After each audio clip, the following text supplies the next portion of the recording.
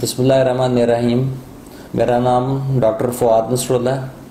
मैं associate professor हूँ urology में और मैं इस वक्त प्रैक्टिस कर रहा हूँ चौथाई मेडिकल सेंटर जेल रोड और चौथाई मेडिकल सेंटर जौहर टाउन लाहौर में। तो मेरा आज का इस गुफ्तगू का मकसद बेसिकली कुछ कॉमन यूरोलॉजिकल इश्यूज़ और एंड्रोलॉजिकल इश्यूज़ जो उनसे उनको डिस्कस करना। तो सबसे पहले मैं डिस्कस करना चाहता हूँ इरेक्टाइल डिसफंक्शन के पेशेंट जिनको इरेक्शन नहीं हो रही होती।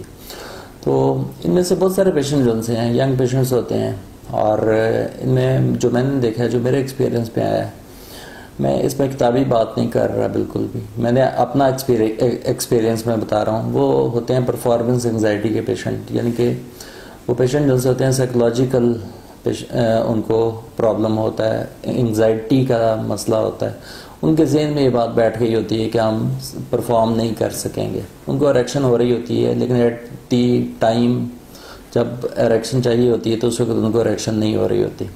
तो परफॉर्मेंस एंजाइटी के जो पेशेंट्स होते हैं इनके लिए हमें सपोर्टिव मेडिसिन साथ देनी पड़ती हैं। सपोर्टिव मेडिसिन का मतलब ये है कि इस तरह की मेडिसिन जो कि वक्ती तौर पे उनको इरेक्शन करवा दें। हम उनको आर्टिफिशियल इरेक्शन बाज़ इंजेक्शन लगा के भी करवा देते हैं और कुछ दवाइयाँ दे के भी करवा देते हैं ताकि वो एक दो सेक्स अच्छे कर लें। जब वो एक दो सेक्स अच्छे कर लेते हैं तो उनका कॉन्फिडेंस जो है वो बिल्ड हो जाता है और उसके बाद उनको कोई दवाई नहीं चाहिए होती। ये वो पेशेंट हैं जिनसे हकीम सबसे ज़्यादा फ़ायदा उठाते हैं। इन पेशेंट्स को हकीम पता नहीं कौन कौन सी गर्मी बताई होती है हकीमों ने और किस किस तरह की दवाइयाँ लोगों ने इनको खिलाई होती हैं और ये खाई जाती हैं उनकी दवाइयाँ। हालांकि इनको सिर्फ चंद दिन की थेरेपी चाहिए होती है, सिर्फ इनको सेशन चाहिए होते हैं, कुछ इनको साइकोलॉजिकल सेशंस चाहिए होते हैं और कुछ इनको मामूली सी दवाई चाहिए होती है ताकि इनका कॉन्फिडेंस जो है वो दोबारा से जो है बिल्ड हो जाए। कुछ पेशेंट होते हैं जिनको वाकई प्रॉब्लम होता है, ख़ास तौर पे इसमें मैंने देखा है जो हमारे पेशेंट होते हैं डायबिटिक्स होते हैं, क्योंकि हमारे मुल्क में डायबिटीज़ को बड़ा ही लाइट लिया जाता है। शुगर को तो बीमारी समझा ही नहीं जाता। तो शुगर को, जिन पेशेंट्स को शुगर है उनको चाहिए कि शुगर को इंतहाई एक्यूरेटली कंट्रोल करें। अपना शुगर का इलाज मुसलसल और मुस्तनद डॉक्टर से करवाएं। मैंने ये देखा है कि हकीम के पास लोग बहुत ज़्यादा जाते हैं शुगर के लिए। हकीम शुगर का इलाज नहीं कर सकता। शुगर के इलाज के लिए शुगर के डॉक्टर के पास जाएं और शुगर लेवल कंट्रोल करें। सिमिलरली हमारे मुल्क में भी और इरेक्टाइल डिसफंक्शन में भी वो पेशेंट जिनमें ओबेसिटी है, यानी कि जो ओबीस हैं और जिनमें कोलेस्ट्रॉल लेवल जिनसा है, लिपिड प्रोफाइल, कोलेस्ट्रॉल लेवल यानी कि खून में चिकनाई की मकदार ज़्यादा होती है, उनमें इरेक्टाइल डिसफंक्शन बड़ा कॉमन होता है। इन पेशेंट में खाली इरेक्टाइल डिसफंक्शन नहीं होता है, इनमें किडनी डिसीज़ के चांसेस भी बहुत ज़्यादा होते हैं, इनमें हार्ट डिसीज़ के चांसेस भी बहुत ज़्यादा होते हैं। इसलिए जो खुराक है वो ऐसी खानी चाहिए जिसमें चिकनाई कम हो और वॉक ज़्यादा करनी चाहिए।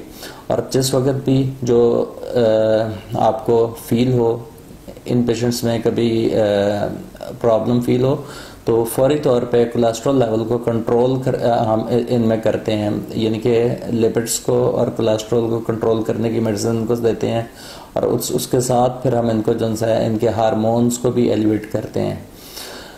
उसके अलावा हमारे पास इरेक्टाइल डिसफंक्शन के कुछ पेशेंट आते हैं जैसे जिनमें दवाइयाँ भी असर नहीं कर रही, जिनमें और कोई रीज़न नहीं मिल रही होती। ऐसे पेशेंट भी मेरे पास आए हैं कि 10 साल से इरेक्शन नहीं हुई, 12 साल से इरेक्शन नहीं हुई, जब से पैदा हुए इरेक्शन नहीं हुई। तो ऐसे पेशेंट्स में जो है एक चीज़ होती है वीनस लीक, उसके चांसेस हो सकते हैं।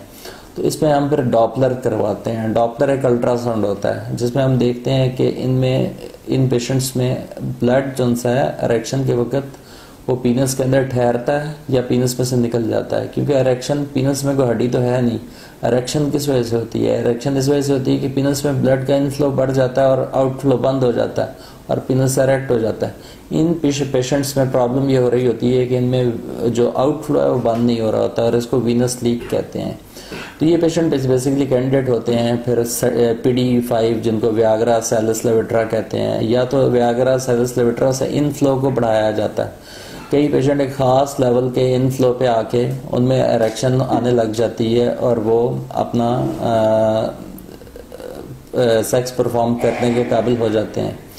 लेकिन बहुत सारे पेशेंट ऐसे होते हैं जो कि इसके काबिल नहीं होते, तो ऐसे पेशेंट्स में हमें फिर हम पेनाइल इम्प्लांट्स डाल देते हैं। पेनाइल इम्प्लांट बेसिकली पीनस के अंदर डलते हैं, 2 तरह के हैं, वैसे तो बहुत किस्म के पेनाइल इम्प्लांट्स हैं, लेकिन जो कॉमनली हैं वो 2 तरह के हैं, 2 पीस पेनाइल इम्प्लांट और 3 piece penile implant. 2 piece malleable implants होते हैं जो पीनस के अंदर बैलून लाइक बॉडीज होती हैं जिसमें ब्लड ने स्टे करना होता है, इनको उसके अंदर डाल दिया जाता है और ये बड़ा फ्रेंडली इम्प्लांट होता है। इसमें बड़ी टाइप के इम्प्लांट अवेलेबल हैं, लेकिन हम लोग जो यूज़ कर रहे हैं, मैं जो यूज़ कर रहा हूँ वो मैं तो अमेरिकन ड्रग कोटेड यूज़ करता हूँ इसमें सिर्फ। और इसके अलावा 3 पीस इम्प्लांट भी अवेलेबल हैं, वो भी हम यूज़ कर रहे हैं। 3 पीस इम्प्लांट जो है इसमें सिलिकॉन रॉड्स की जगह सिलिकॉन बैलून्स जो से पीनस के अंदर डाले जाते हैं, जिसका एक बटन नीचे रख दिया जाता है और एक रिजर्वायर जिसमें हाइड्रोलिक फ्लूइड होता है वो मसाने के साथ रख दी जाती है। और जब पेशेंट बटन दबाता है तो इरेक्शन हो जाती है और फिर दोबारा बटन दबाता है तो इरेक्शन ख़त्म हो जाती है। ये इम्प्लांट मेगा इम्प्लांट है, इसमें भी ड्रग कोटेड है, ये भी हम रूटीन में डाल रहे हैं और इसके भी बहुत अच्छे रिजल्ट्स हैं, लेकिन ये एक्सपेंसिव है और इसकी जो लाइफ है तकरीबन 15 साल तक लाइफ होती है इसकी। इसके अलावा इरेक्टाइल डिसफंक्शन के अलावा एक बड़ी कॉमन प्रॉब्लम जिसके साथ पेशेंट मेरे पास आते हैं वो है टेस्टिकुलर पेन। तो जब भी पेशेंट हमारे पास टेस्टिकुलर पेन के साथ आता है तो एकदम से सबसे पहले मेरा तो दिमाग सबसे पहले एक तरफ जाता है कि इसको कहीं टेस्टिकुलर टॉर्शन तो नहीं है, ख़ासतौर पर जब यंग पेशेंट हो तो पेशेंट को एग्जामिन करना लाजमी होता है। मैं तो हर पेशेंट को एग्जामिन करता हूँ, अपने हर पेशेंट को, मेरी ये रूटीन है और करना भी चाहिए, बाकी डॉक्टर भी करते हैं, ये नहीं कि खाली मैं करता हूँ। तो उसमें हम देखते हैं कि अगर तो टेस्टिकुलर टॉर्शन एक ऐसी कंडीशन होती है जिसमें टेस्टिस जो है रोटेट हो जाता है, रोटेट होता है तो उसमें खून की गर्दिश कम हो जाती है। जब खून की गर्दिश कम होती है तो वो पेनफुल हो जाता है, इसको यानी कि रोटेट कर जाता है, मूव कर जाता है। इसका फौरी तौर पे ऑपरेशन चाहिए होता है। इसके पेशेंट को हम इमीडिएटली डॉपलर करवाते हैं अगर किसी में हमें टॉर्शन का शक पड़े। एग्जामिनेशन के बाद डॉपलर अल्ट्रासाउंड है जिसमें ब्लड फ्लो का पता लगता है, और अगर डॉपलर पे टेस्टिस में ब्लड फ्लो नहीं आ रहा और पेशेंट को टॉर्शन हुए यानी कि पेन स्टार्ट हुए 6 घंटे तक का टाइम हुआ तो हम इमीडिएट ऑपरेशन करते हैं। इवन 12 घंटे तक का टाइम हुआ तब भी इमीडिएट ऑपरेशन का उसको एडवाइस करते हैं कि आप फ़ौरन ऑपरेशन करवाएं, बेशक हमसे करवाएं, बेशक किसी और से करवाएं। और इस टेस्टिस को छोटा सा एक ऑपरेशन होता है जिसके ज़रिए टेस्टिस को दोबारा डी रोटेट कर दिया जाता है, उसको वापस जो सा घुमा दिया जाता है ताकि उसका ब्लड फ्लो स्टैब्लिश हो जाए। 12 घंटे तक ये टेस्टिस बच सकता है, लेकिन इससे ज़्यादा टाइम अगर गुजर जाए तो ये टेस्टिस के बचने के चांस कम होते हैं, इसमें गैंग्रीन डेवलप हो जाती है। अच्छा, अगर जब हम टेस्टिस को डी रोटेट करते हैं तो हम इस टेस्टिस को फिक्स कर देते हैं साथ ही कि दोबारा ये रोटेट ना हो। इसी टेस्टिस को फिक्स नहीं करते, दूसरे साइड के टेस्टिस को भी फिक्स करते हैं ताकि उसमें रोटेशन ना हो क्योंकि जिस पेशेंट में एक साइड पे रोटेशन होती है उसमें दूसरी साइड पे रोटेशन के चांसेस काफ़ी ज़्यादा होते हैं। बाकी टेस्टिकुलर पेन की और बहुत सारी कॉजेज़ हैं, जैसे एक बहुत बड़ी वजह जो सी एपिडेर्मोऑर्काइटिस यानी कि टेस्टिस की इन्फेक्शन होती है। तो ये बड़ी कॉमन वजह है जिसकी वजह से पेन होती है। पेशेंट आता है, उसके टेस्टिस को हाथ लगाते हैं तो पेनफुल होता है, हॉट होता है और पेशेंट कहता है कि हाथ ना लगाएं, उसके लिए उसको पेन हो रही होती है। बाज़ औक़ात पेशेंट को फीवर भी होता है और स्वेलिंग तो डेफिनेटली इसमें साथ होती है, और बाज़ औक़ात टेस्टिस के अराउंड पानी भी इकट्ठा हुआ होता है जिसको हम हाइड्रोसिल कहते हैं। तो एक टेस्टिकुलर ऐसे जो पेशेंट होते हैं इनमें हम एंटीबायोटिक्स देते हैं पेशेंट को, और इनको बाज़ औक़ात दाखिल करके इंजेक्टेबल एंटीबायोटिक्स भी देनी पड़ती हैं और पेन किलर देते हैं, इनका हाइड्रेशन लेवल अच्छा रखते हैं। इसके अलावा टेस्टिकुलर पेन की एक वजह जो सी है वो हाइड्रोसील भी है। हाइड्रोसील का मतलब है कि टेस्टिस और टेस्टिस की झिल्ली के अराउंड पानी जो है उसकी मिकदार बढ़ जाती है, ज़्यादा पानी इकट्ठा हो जाता है। ये कोई इमरजेंसी नहीं होती, इसकी बहुत सारी वजूहात होती हैं और बहुत सारे केसेस में खुद ही ठीक हो जाता है। लेकिन ओल्ड एज पेशेंट में इसको एवेल्यूशन इसकी जो सी है ना डेफिनेटली हमें ज़रा एक्सटेंसिव करवानी पड़ती है। इस तरह एक यंग पेशेंट्स में प्रॉब्लम आती है वेरिकोसील की बल्कि वेरिकोसील बहुत कॉमन प्रॉब्लम है, हमारे साउथ एशियंस में तो बहुत कॉमन है। अगर ये मेरी अपनी ऑब्जर्वेशन ये है, जो मेरी ज़ाती ऑब्जर्वेशन है कि 30% मेल पॉपुलेशन जो सी है उसमें वेरिकोसील लेफ्ट साइड पे तो होती है, तो बेशक वो ग्रेड 1 की हो या ग्रेड 2 की हो। तो वेरिकोसील जो सी है, इसके जो पेशेंट्स होते हैं इनमें बाज़ात कोई सिम्टम नहीं होता, बल्कि मोस्ट ऑफ द टाइम कोई सिम्टम नहीं होता। पेशेंट जो है उसको सारी उम्र पता ही नहीं लगता कि मुझे वेरिकोसील है। वेरिकोसील एक्चुअली नाड़ का फैलाव होता है। सिर्फ 5 to 10% पेशेंट जो है ना वो डॉक्टर के एडवाइस के लिए आते हैं वेरिकोसील के, जिनको पेन होती है उस टेस्टिस में, नाड़ के फैलाव की वजह से खून जो है वो रिवर्स डायरेक्शन में फ्लो करता है। और कुछ पेशेंट जो है इनफर्टिलिटी की वजह से भी आते हैं वेरिकोसील के साथ। तो वेरिकोसील का जो ऑपरेशन है, इसके ऑपरेशन के कई मेथड हैं, जैसे हाई लाइगेशन भी की जाती है, लो लाइगेशन भी की जाती है, एंजियो एम्बोलाइजेशन भी की जाती है। बस ये डिफरेंट टाइप के ऑपरेशन हैं, इनको एक्सप्लेन करने की ज़रूरत नहीं है। तो जो मैं इसमें करता हूँ वो माइक्रोस्कोपिक विद पेन डॉपलर करता हूँ, बहुत छोटे से कट के साथ। पेशेंट जो है वो 12 घंटे के बाद खुद गाड़ी चला के घर जा सकता है। और वैसे टेस्टिकुलर पेन की अगर हम और रीज़न देखें तो उसमें टेस्टिकुलर कैंसर भी आ जाता है, लेकिन टेस्टिकुलर कैंसर जो है वो बहुत कॉमन नहीं है। लेकिन फिर भी अगर किसी पेशेंट में हमें शक पड़े तो उसमें हम फौरी तौर पर टेस्टिकुलर कैंसर के लिए एवेल्यूशन करवाते हैं। जैसे मैंने पहले कहा था कि हर पेशेंट का एग्जामिनेशन बड़ा इंपॉर्टेंट होता है, तो जहाँ पे हमें शक पड़े कि इसमें कैंसर हो सकता है उसमें हम उसके कुछ हार्मोन्स करवाते हैं, उसका अल्ट्रासाउंड करवाते हैं, और अगर वो टेस्ट उसके ठीक ना आ रहे हों तो फिर हम उस टेस्टिस को रिमूव कर देते हैं और उसको बायोप्सी के लिए भेजते हैं। और बायोप्सी में कंफर्म होता है कि इसको किस टाइप का कैंसर है, उसके मुताबिक फिर आगे उसका इलाज ऑन्कोलॉजिस्ट करता है। और इसके अलावा एक और चीज़ जो बड़ी कम होती है, जो मैंने देखी है कि ओकेजनली पेशेंट आता है रिट्रैक्शन ऑफ टेस्टिस, यानी कि उसका टेस्टिस था लेकिन टेस्टिस ज़रा ऊपर चला जाता है, बाजू का टेस्टिस नीचे होता है, और पेशेंट कहता है कि जी बाजू का टेस्टिस मेरा जो ना वो ऊपर की तरफ चल जाता है और मुझे पेन स्टार्ट हो जाती है। तो रिट्रैक्शन के जो पेशेंट होते हैं इनको सिर्फ हम रिलैक्सेंट देते हैं और इनको कहते हैं कि अंडरवियर यूज़ करें, और इनको अगर कोई इन्फेक्शन साथ चल रही हो तो उसके लिए एंटीबायोटिक देते हैं और पेन किलर्स इन पेशेंट्स को देते हैं।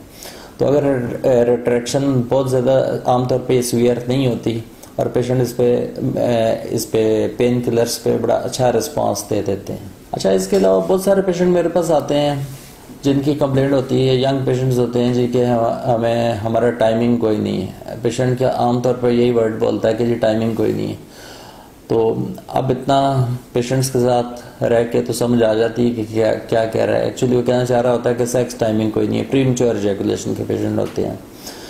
तो प्रीमेच्योर इजैकुलेशन जो है कोई बीमारी नहीं है, ये मैंने अपनी कुछ और वीडियोस में भी बताया, और पेशेंट्स को भी बताता हूँ कि प्रीमेच्योर इजैकुलेशन जो है ये कोई डिजीज़ नहीं है। प्रीमेच्योर इजैकुलेशन में बहुत थोड़े से पेशेंट ऐसे होते हैं कि जिनमें कोई अंडरलाइन इन्फेक्शन चल रही होती है, जैसे कोई पेशाब की इन्फेक्शन हो या प्रोस्टेटिक इन्फेक्शन हो, तो इनमें हम पेशाब का टेस्ट करवा लेते हैं।